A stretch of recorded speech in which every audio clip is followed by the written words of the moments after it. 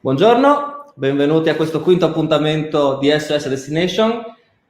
As we said, it's an international event, so we switch on in English. As you can see with me, there is a colleague. It's Henna Bebino, our International Marketing and Partnership Manager. So welcome, Henna. Thank you, Damian, and thanks for inviting me. I'm looking forward to this wonderful event featuring Malta and Gozo. As you know, it's an event that is of data appeal in partnership with Sojourn. So I will ask Luca Romozzi to come live with us and to introduce the topic that we are gonna present today. That, as you can see, is the first episode of SOS Destination. Ciao Luca, welcome. Ciao, thank you. Hi everyone. That is related to international destination. We have an exclusive one-to-one with Malta and Gozo. As we said, this kind of event is just to the destination. But before that, I know that Luca prepared a couple of slides with some very interesting data. So please, Luca, share with us your data, and then we will invite our guests to present their topics. Please. We don't want to take too much of the time, we want to leave the floor as soon as possible, so I'll try to be brief. But I put together, can you see my screen now? Yes, now, yes. Hold on. We don't see. Yeah, now you should see better. You see my screen? Okay, much better. So what I put together is just a couple of slides of some of the conversation today. The data you're going to see is from our data partners. So it's an aggregate of online websites like hotels, airline, OTA. So mainly we're looking at online searches and bookings.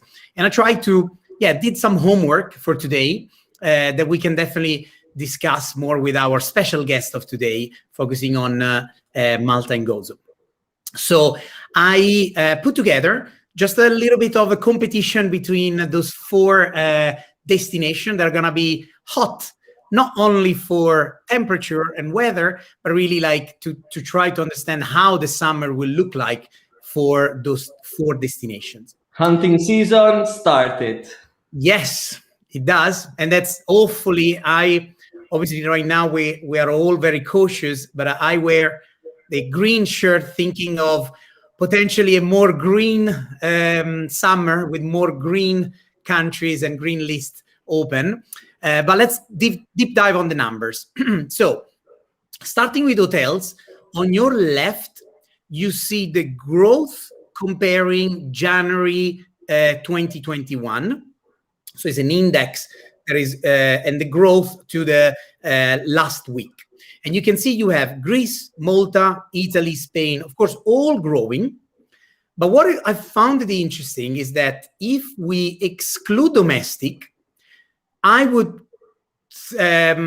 probably send a signal to the Italians that are looking now to this the episode, that actually Italy is the one losing a little bit of tractions, because from a growth of 136, we're actually growing to a 15% on hotel only. So you can see that right now there is a lot of searches everywhere, but actually Italy, even a little bit more than Spain, they are suffering a bit on when you don't consider the domestic. Instead, Greece and Malta, they're actually growing really fast. The second, instead, we're going to the flights. So when you look at the flights, again, we share in many different conferences that the fact that after April, obviously, there's been a growth into the intent to fly. However, again, when you look at only regional, so European searches and international searches, you can see that Malta is actually the country with the highest growth, 278 compared to the others. Again, the competition is fierce. You can see everyone is growing, but it's interesting to see that obviously, especially when you look at flights, Malta doesn't have too much of the domestic, so their competition is really looking into the regional and international markets. And finally, what I did, I put all together all the data. So here you have all flight searches to Italy, Greece, Malta, and Spain, and see how the origin markets are behaving. And on the search side, obviously Germany, it seems that right now is the one with the highest share, like very similar to France and Italy. You can see here the share, Germany, France, and Italy pretty much similar. However, Germany seemed to have a very strong growth when you look at the last 30 days compared to the last 60. And last but not least, a look at bookings. And you can see that, again, similar share, like France is a little bit ahead, Italy and Germany. Remember, those ones are bookings all together to the destination, to Greece, Italy, Malta, and Spain. However, I wanted to highlight, again, Germany looks like quite strong growth in the last month, but also we see Netherlands growing really fast, like doubling their size compared to the last 30 days. So this really for me, and that was very interesting. I hope that some of those hints that are coming from your data maybe will be developed in the presentation that we're gonna see now, or in the later on. And of course, we will let our guests present. So we will send the invitation, and the first one is Tolene, that is the director for UK and Ireland of Malta Tourist Authority. Welcome, Tolene. You should have received an invitation to switch on the camera. it takes a little bit. It takes a little bit. You're always too fast, Damiano. I'm very fast. Hannah, you saw some, figures about the main markets and destination of the Mediterranean. Did you get some hints, maybe for in general, for some destination that were coming from the data that you had? Definitely. So I think Malta's been really innovative in kind of their tactics. They're paying tourists to visit them this summer, which is something we've never heard of before. Certainly not in Italy, not in the Mediterranean landscape. So we're really looking forward to see what Tolene has to present, to get kind of their firsthand look at the Malta tourism. That's very, very interesting. Of course, Malta, and that's why we invited them, is a destination that has own peculiarities, also in the terms of how they develop their path through, which is the topic of those cycle of episode, is the data, to be a data-driven destination. Can we do ask Tolene to switch on the camera?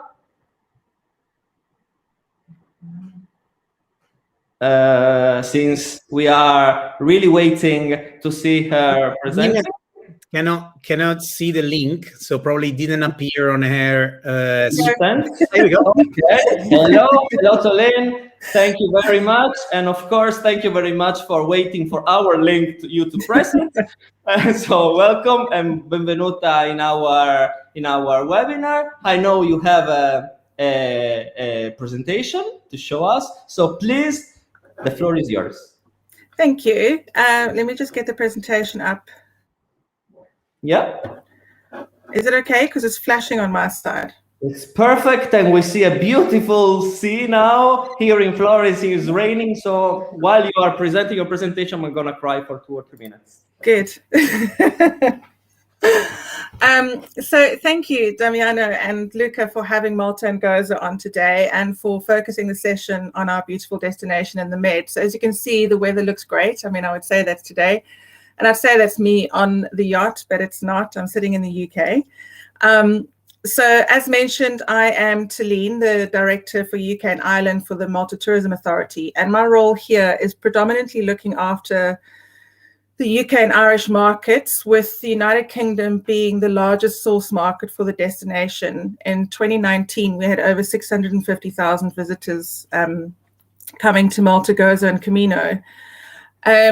I started with the MTA in October 2019 and was really ready for a good 2020, a really big first year in my role, which I got, but not in any way the way that I had expected. So 2020 was an impressive learning curve for many DMOs on how to be agile within our markets.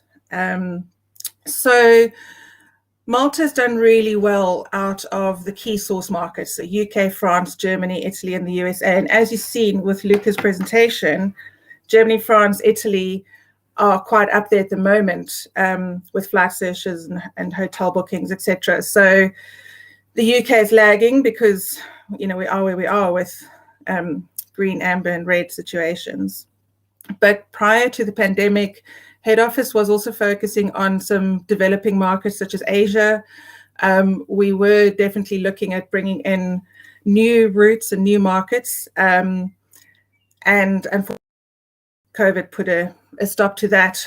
Naturally, with new markets, we have to find the right balance where we've got routes, but we've also got demand for the routes, and you know, it's a kind of a chicken and egg situation. So we're going to have to go back to square one again with new markets. So when I started with MTA, I had planned a strategy session which took a knock, but what I'd planned was a session where I could have key colleagues from head office, including the team that works on our markets, as well as a team member from our data and insights division.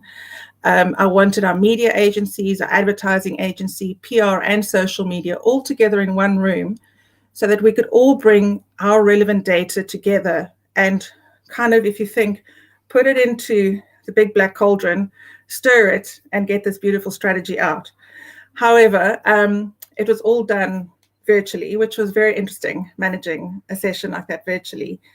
But what I'd found was historically the last strategy session was done in 2016 with not a lot of external data. It was more grasping internal data that we had. Now, I'm someone who absolutely loves data, as it helps us make the right decision, not an emotional decision. And so with all of that, I had 3 or 4 days where I had each of our agencies presenting their niche, looking at the data that they had to hand. And this was about June last year.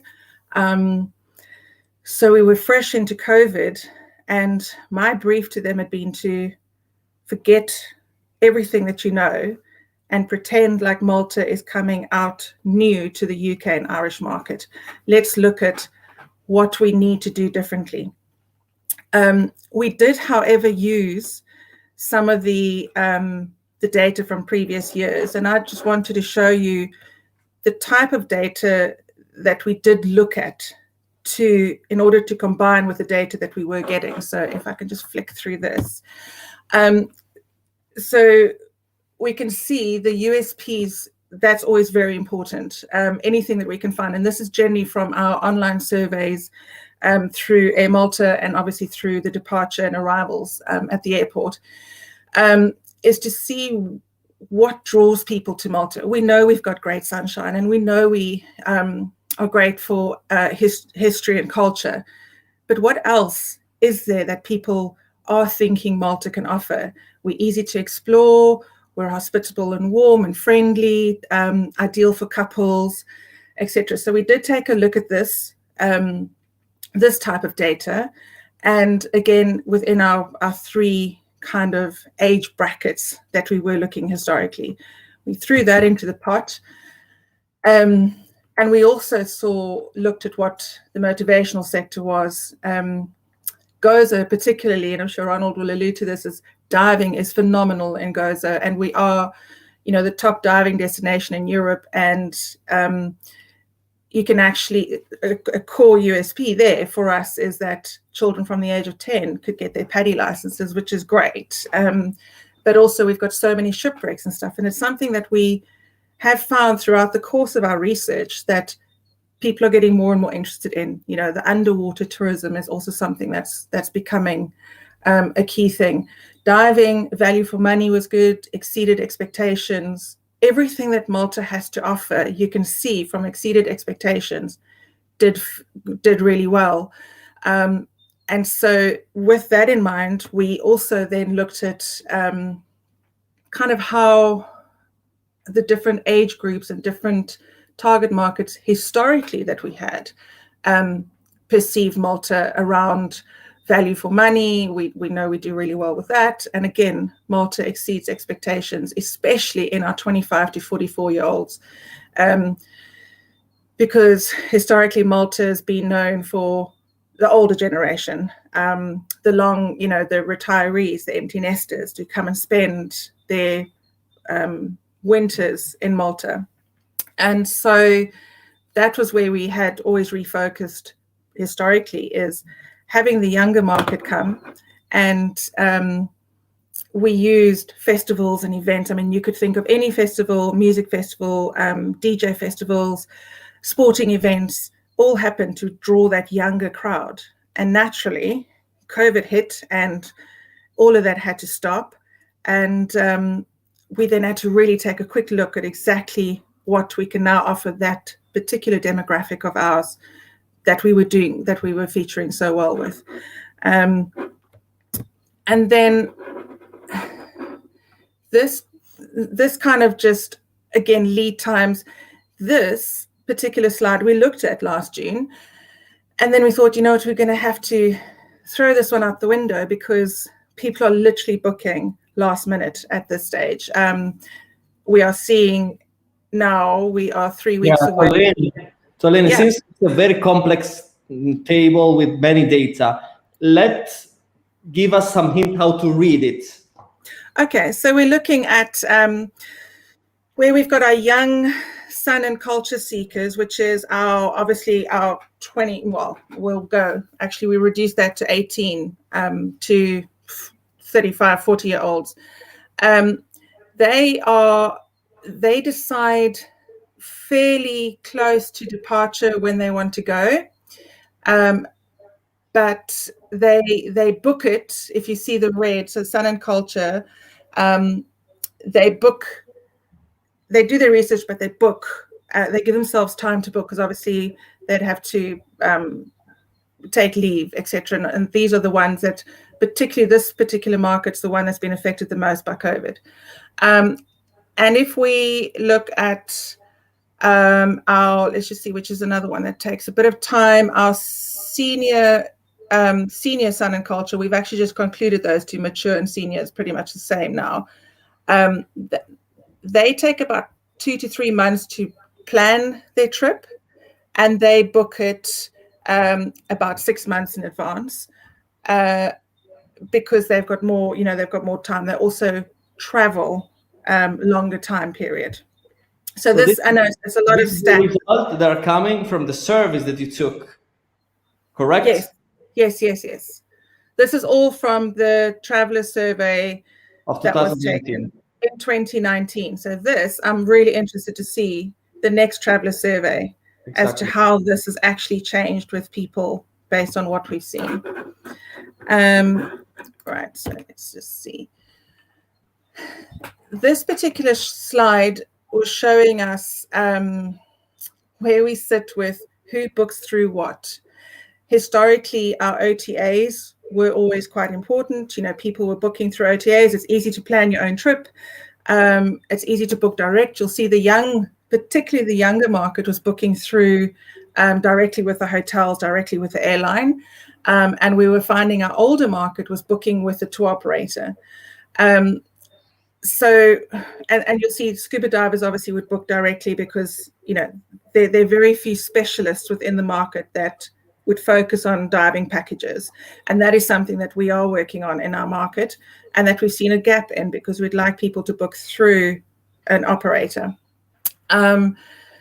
So this just showed previous to COVID, again, where people were booking. And again, I want to see when we do our next survey, how much this has changed, because the focus in the UK has been book through your tour operator or your travel agent because they are bonded. They can do all your changes and shifts and everything that everyone struggled with a year ago that had no idea, you know, if you've got 3 different hotels and an airline and activities, they kind of had to do that all, whereas you've got a travel specialist that can do everything for you. They bonded, your money is safe. So that has been a push within the UK from the likes of APTA and Atoll and ATO, etc. So we are wanting to move this to book via the tour operator within the UK and Ireland. And by doing that, what we've done is we've taken our marketing budget and we've given more of our marketing budget to our trade partners, because everything that we've done based on our marketing is all our out of home, our digital, our print has always got a call to action with a tour operator partner. Because if we're a destination and something again like this happens in the future, we want to know that the people that are going to be visiting Malta are supported by their tour operators, and therefore the destination still stays, you know, in a happy place with them. So this is just the kind of level of data that we were using in June last year. Yeah, I think it's very interesting and very detailed. I see there is also a very specific persona related to scuba diving. That's correct. And we have also Ronald Sultana, the of Ministry for Gozo, that we can invite to join, because you were saying that Gozo is the best spot to scuba diving, not only in Malta, but maybe in the Mediterranean.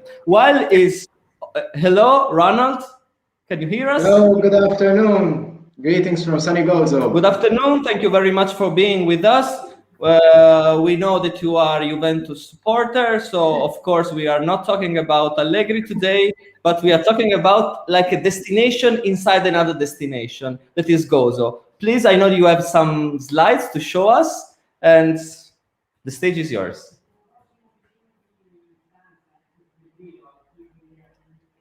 While you are loading the slides, I wanted to ask Tolene. Tolene, you can stay live with your camera if you want. That if those survey was related to UK and Irish market, correct? Okay, yeah, maybe please, Ronald, if you can share your slides. Okay, fantastic. And maybe we can even see if the specificities and peculiarities of that market can be applied to Gozo or can be applied even for other kind of market. Please, Ronald, the stage is yours. Yeah. Thank you, Damiano. So, as a short introduction, my name is Ronald Sultana. I'm the Director for Tourism and Economic Development at the Ministry for Gozo. I've been here since December 2019, so just like Tolene, after a couple of months thinking about normality, something new comes along. And this new feature was very changing and very moving on so many different levels. So as a introduction also to the Ministry for Gozo and what we do, so there are about 21 ministries in Malta, and the Ministry for Gozo is a bit different than the remaining other ministries because we cater for one particular region, and therefore there are different directorates within the Ministry for Gozo, and the directorate that I cater for focuses on 2 different things: tourism and economic development. So in order, to give a short brief of what we focus on, there are the branding of Gozo, the promotion of Gozo as a destination, the amelioration of the tourism product, consultation with the relevant stakeholders, and supporting the industry with grants as well. So now I'm going to be introducing Gozo in a nutshell. So Gozo is the 2nd largest island of the Maltese archipelago. When considering that even Malta is the smallest country in the EU, Gozo is 3 times smaller in land and 15 times smaller in population. So basically, Gozo is around 67 square kilometers in terms of land and around 34,000 residents. This is also very important in order to make to ensure clarity. So Gozo does not have an airport, and its only way of entry is through port by sea. However, there are different services. Gozo is just 7 kilometers away from Malta. There are different services, efficient services, 24/7, 365 days a year. However, there are then different numbers in terms of statistics of who visits Malta and who visits Gozo. So during normal times, we used to see around 200,000 inbound visitors. So Tolene mentioned 600,000 from the UK per year. For Gozo, it was 200,000 who visited from all over the world. And these are those who stayed at least for one night. So international tourists accounted for 1.1 million bed nights. And then we have the domestic tourism. And domestic tourism for us are those residents who live on mainland Malta. And practically they are split. So we have 200,000 from international and around another 200,000 on the domestic market. But then we have 1.6 million international day trippers as well. So that's an interesting number that one has to consider. The average stay is 9 nights. And that's also interesting because when you have a small island, normally people tend to say that there is not that much to do or not that much to see. However, when you look at the single center, 9 nights average stay is very encouraging. And the main markets are the UK, France, Germany, and Italy. And these 4 together tally up to 60% of our visitors. Another interesting stat is that we get around between 30 and 40% of repeat visitors year after year. So that also shows how the exceeding of expectations is important for Gozo. May I ask how you get the number? The survey, how did you get the number of repeaters? Because I was going to mention this in a couple of slides. However, in order to quickly and immediately answer your question, statistics here are obtained by 2 different entities. We have the National Statistics Office, and we also have the Malta Tourism Authority. Apart from that, we also do different searches on our own. We also have the stakeholder consultations who also offer individual statistics. So there are different entities and ways and means how we bring data. But I was going to mention that later on as well. So I'm going to be short in order to go straight to the agenda today, which is data. However, I want to also mention the Gozo brand. And I like to answer this question by asking a question myself. So what comes to mind when I think about Gozo? What comes to mind when I think about what to do, what to see in Gozo? And being a small island in the center of the Mediterranean, the first factor that comes to mind is marine-related activities. And the ideal climate here allows for those sorts of activities to be exploited around 8 months a year. So here we're stating the obvious. However, despite being small, there are also different offerings that one has to consider.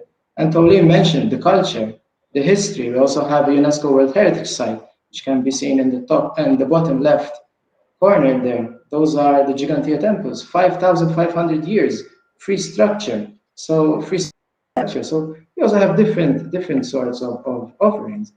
And Gozo is normally promoted, as you also said, a destination within a destination. So it's promoted as a distinct from mainland Malta, even if we also share some common characteristics. So Gozo is narrated as the slow-paced, tranquil, safe, ideal for those who are seeking a break from busy routines, family holidays, couple holidays, and adventurous holidays as well.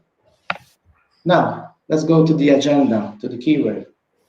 So what sort of data is collected? Tolene showed lots of different data. I broke it down into different segments.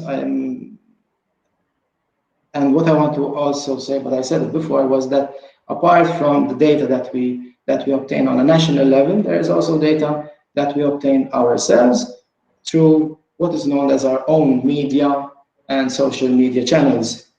If I had to take just one of those there and mention the data on inbound tourists throughout the years with particular focus on target markets, we look just like other destinations do, like the number of visitor arrivals, months of arrivals, country of origin, length of stay, expenditure, activities undertaken while in Gozo.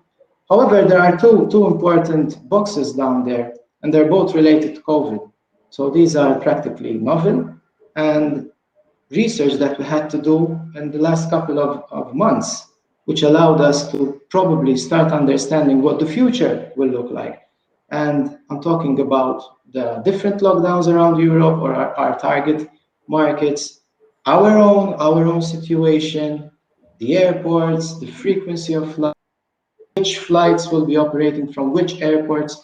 So there were different types of research that we had to do and cope with that we never. Another interesting feature is the owned media and the social media channels. And I like to touch upon this when it comes to digital marketing, because what digital marketing offers in comparison to traditional marketing is the quantifying factor. Now, for us, the quantifying factor is very important because, as I mentioned before, are very little. It's not because Gozo doesn't offer an ideal product, it's because that Gozo has always been focusing on quality rather than quantity. So what the digital marketing does, it allows us to understand who is interested in Gozo. So in that way, you can see that we don't only have the reach, but we find those people who show signs of interest, and then we can also retarget that. And this potential customer helps us a lot. It allows us to evaluate, adapt, and improve even during promotional campaigns. So data is also there to help us change our courses as we move along. Now, data. What sort of data we've seen? Now, what do we do with data? So first and foremost, it goes without saying that data which is stored and archived isn't worthwhile of keeping if you don't analyze. So data is there to be analyzed, and that's the first and most important thing. So as Tolene was mentioning, the way that they are segmenting different personas, very important to understand how to proceed when marketing your destination. And this leads me to the informed decision factor, which is key for a decision maker. And how do you develop an informed decision? So decision maker has to understand the past and understand how that past has created the present, so that then you can bounce on to shaping your own future and how you want to be presented in the future, how your business should be presented in the future. So that's very important in way of going forward. Defines the attractiveness of the brand, and this is very important. In other words, it gives value to the niche segmentation. Now, you mentioned diving, and Tolene immediately mentioned that diving is very strong in Gozo. So this is one important factor of data. We understand which our USPs are the most attractive, and that allows us to push more on those USPs. And now we also know which countries, which audiences are mostly interested in those niches. So that also helps you to become more cost effective, more efficient in your marketing. So these are important factors that one has to consider. Now, the brand is also something, in my opinion, and especially when it comes to Gozo, our brand is made of two factors. You have the natural factors, such as geography and topography, and then you have the man-made factors, which help allow the enhancement of the brand to be accessible, to offer quality, and after all, also to allow experience. And all this influences the marketing campaigns. I don't want to be repetitive because Tolene mentioned so many different things on a fantastic level. So also in order to respect timeframes, I think that I can skip some of my presentation and proceed to the parts. So basically, most of the things that we mentioned there were when we were living happier times, and happier times are normally the pre-COVID times. However, at this point, several data that we have has become historical past, and it probably cannot be considered as reliable as it used to be before. And why do I say this? It is because now the course of strategy has changed. It's no longer about continuation and improving on what you already have, but it's rather about recovery and restarting. So much research conducted But even here, when you analyze the data, confidence on reliability does not reach previous levels. So, for example, we've seen before in the slides that we can understand where bookings are coming from, but we also understand that there are lots of bookings who are keeping the free cancellation option. And this sort of insurance for clients or visitors to ensure that they do not find a situation where something changes the day after, and one can look at what and the British visitors in Portugal. So these are difficult times, and the data that we used to have is probably not reliable that much anymore, because there are so much new variables that go beyond our control, and we don't even know when they are going to crop up. However, there is data that allows us to develop the path towards recovery, and this is very important. And here I'll make reference to how the sector was impacted and which sub-industries within the tourism industry suffered the most. So practically the government of Malta offered wage supplements for around 14, 15 months. And this allowed our industry to safeguard their employees even when they were closed. So as soon as they reopened, their employees were still there. They didn't have to resort to new employees that still had to learn. They had those trained employees still there with them. And that was very important. However, this also led us to understand which sub-industries, and when I talk about the sub-industries, especially in Gozo, is because we had summer in 2020, thanks to domestic tourism. However, the behavior of the domestic tourist is very predictable. You know, you go and relax by the beach, have lunch, have dinner. Whereas the international tourist used to go on the activities like going to the museums, diving, kayaking, climbing, hiking. So that sort of financial injection wasn't coming with the domestic tourism. And that allowed us to understand which sub-industries need most help. And we are also considering and working on how we can continue improving our helps and grants towards these industries here. And to conclude, one self-provocative thought. Yes, of course. We are I faced just saw the face of Luca, and I know it's full of questions, so please. By all means. So, yeah, we're faced with an inevitable new normality. We are currently living it as we speak. So how does the data that we have collected in the past allow us to shape future plans? And has the analysis of the past become redundant for the short term only? Or longer by any chance? You know, we start saying that we will return to a normality, or will we have a new normality? So as Tolene was saying, it's interesting to see how the new statistics will feature and compare to previous ones.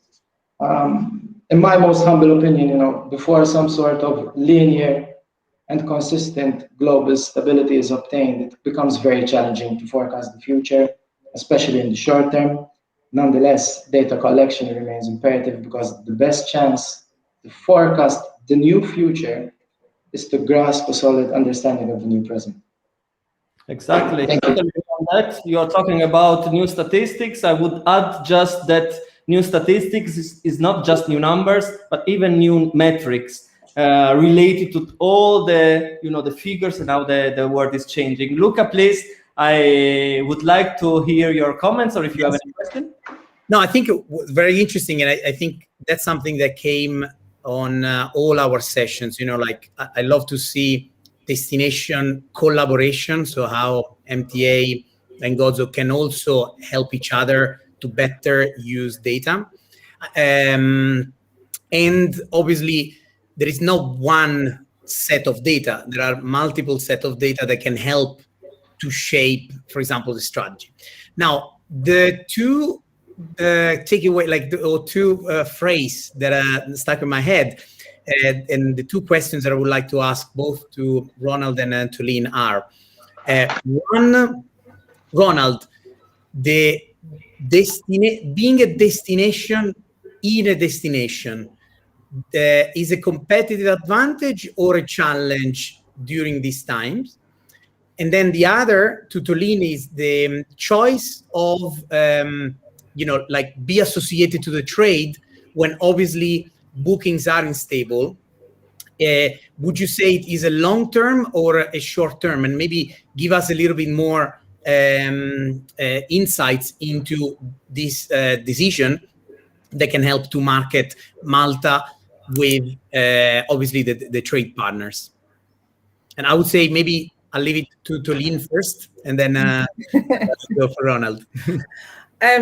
Yeah, I mean, trade has always been, so previously to Malta, I worked for another DMO, and trade has always been a key focus and a key driver for us, because it also allows us to get the correct data. So they are the experts in their field. So whilst we push a trip to Malta, trade can actually upsell, and they can upsell to longer stays. And if they give good service, that client's going to keep coming back. There are lots of variables to it. And for us, it is a long-term strategy. Obviously, I think personally that we are going to end up slightly falling back into old habits when we are booking accommodations 3-4 years down the line, when, COVID's, the situation is a distant memory.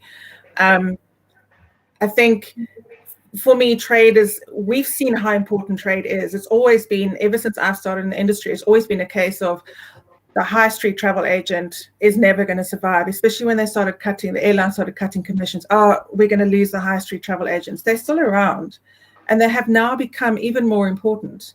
They are definitely the conduit to, if something goes wrong in one destination, they are the conduit to help another destination grow. And let's say with Gozo particularly, we have now got to focus. We've actually created a Gozo week, where we've now, within our marketing for June, where we've actually got to focus on Gozo training, because the travel agents don't know, or they're selling the whole world, and they don't necessarily know, actually, you know what, they can stay on Gozo and they can visit Malta instead of the other way around. And so we are training them. And once you've trained them, once those travel agents or tour operators have been to the destination, you're gold. And as long as you keep in touch with them, they will continue selling and promoting, especially if they've fallen in love with the destination. And it's very, very easy to fall in love with the archipelago. So it is a long term, but it would never be, I don't think it would ever overtake the consumer side and all the direct bookings, but it definitely is a long-term relationship that we will continue to build with the trade. I think there are some hints also for Ronald's answer about the relationship between Gozo and Malta. Please, Ronald. Yeah, so basically, let's start off by saying that we have 3 types of visitors. We have the single center visitors, and that's why I mentioned before that we do not have an airport. So practically everybody who comes to Gozo has first to go to Malta. So we have the single center. The single center are those who stay only in Gozo and never sleep in Malta. We have the twin centers who sleep some nights in Gozo and some nights in Malta. And then we have those who stay in Malta and visit a couple of hours during the day during their stay. So if it's an advantage or not. So for Malta, it is an advantage, obviously, and I'm speaking on a national level, because an island like Gozo gives you more diversity in your product. So we have to understand that is why it is featured as a distinct destination in the end. Because yes, I already said it, that there are common characteristics shared upon, like language, culture, some parts of the cuisine as well, architecture, some sort of history, the beaches. However, Gozo then offers a different sort of experience than what Malta can offer. Even if you look at the audiences that we get, and how Tolene was mentioning how they can target the younger markets. They mentioned different sorts of festivals on a very high level. We don't have those sorts of festivals in Gozo. And one can say that maybe that also features in why we also get an average older person that visits Gozo. But after all, I think that Gozo has the perfect mix to hit all sorts of audiences. It depends what the interests are of the visitor, after all, yeah. Exactly.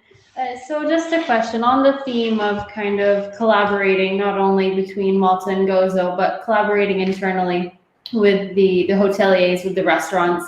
Malta was really innovative this year in their decision to pay tourists to come visit.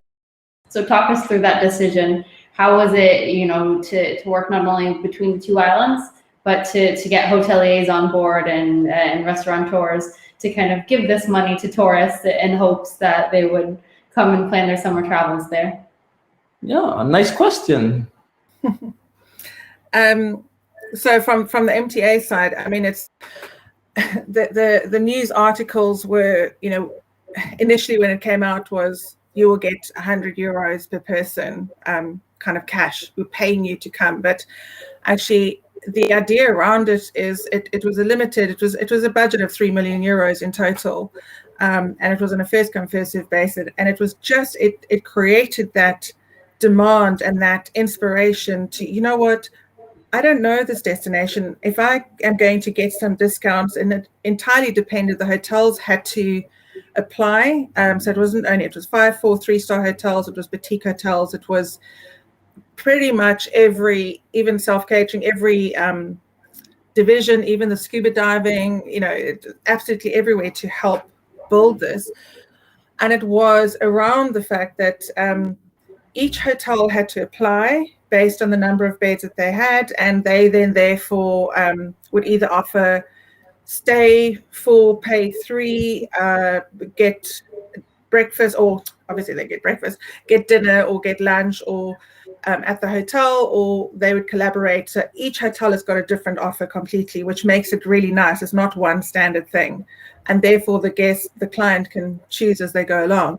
But it created a vibe, it created an inspiration, and it made Malta more affordable to people, because if they were booking directly, because as soon as the green list gets mentioned, the flights, the prices, absolutely everything shoots through the roof. So if you've got this great deal at a destination, people are going to hopefully book through those. But there were quite a lot of caveats in, you have to book directly, it has to be online, because what we want to do, again, it's all boils down to data, doesn't it? What we want to do is we want to see the type of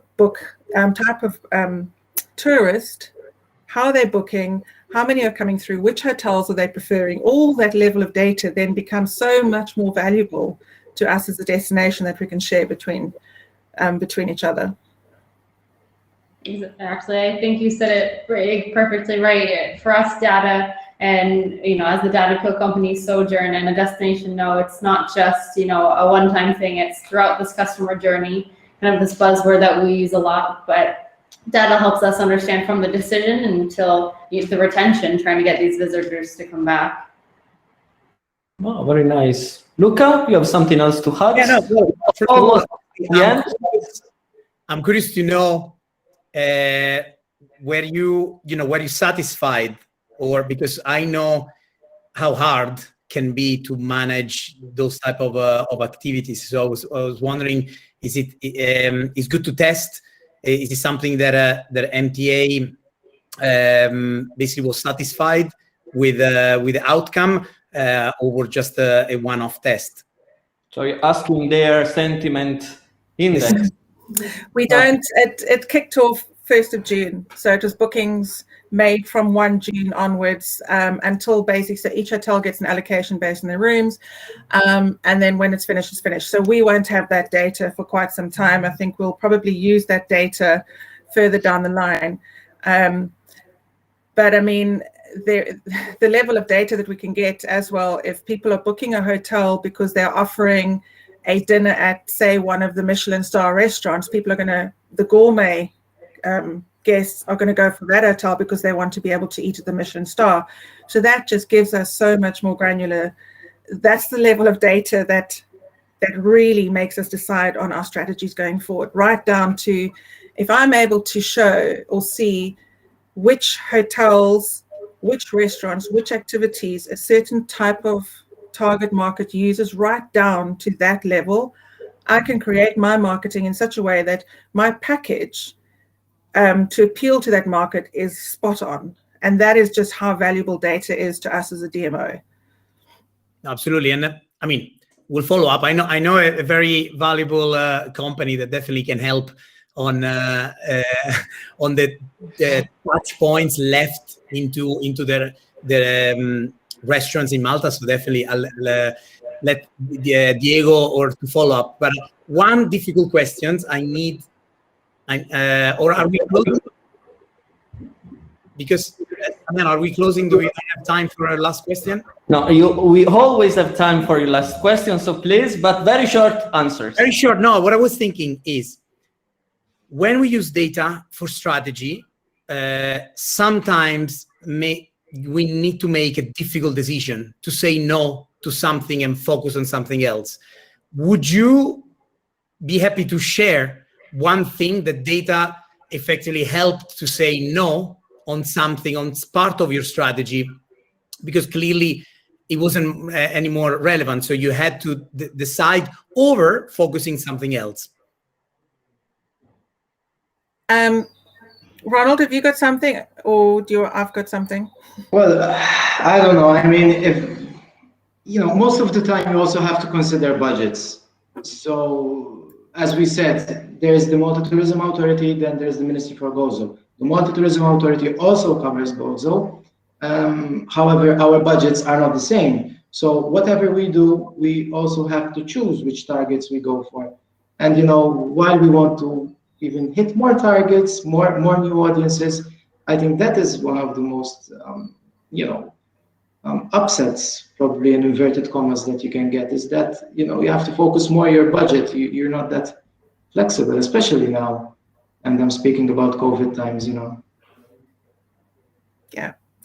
I think for us, with just a quick short one, is we used to do a lot of print advertising historically, because subscriptions were good and advertorials were really good for us, etc. However, given last year, the number of subscriptions did increase, but because there were digital platforms available and the consumer spent a lot more time on the digital platforms. So what we've done is we've continued with our print partnerships. However, probably 80% of our partnership now is digital. So we've got an advertorial, but we've made a 360 campaign around the digital side of it. So we've had to pull away from a lot of we're sponsoring a 6-page promotion in a certain magazine, and we want to go digital, where we can track our closure, because you cannot track that well in print. And as Ronald says, budgets were cut left, right, and center for everyone. But yeah, that's one of the key things that data did show us. Things have changed. Thank you very much. So we didn't get any no, we get reallocations, and yes. Anyways, it's a big yes for our thanking you, Tolene and Ronald, to being here, and for your useful hints and presentations and data, and also for being the first international twist of this cycle of episode. This is the last of this cycle of live events. I want to really thank Luca Romozzi, that was co-conducting this event and this cycle event with me, and also Hannah, that joined us and hopefully will join the next events with international destination. If you want to say something, Luca, this is your time. Very short but very effective. I was honored, as well as the color of your shirt. Well, this is the optimism for the future. But I was really honored and really enjoy to be your co-host, and really looking forward for even more international guests in the future. Of course. Thank you, Hannah. Thank you. If anyone has any questions, feel free to write them in the general chat. We'll be staying in the virtual lobby, so feel free to write us directly.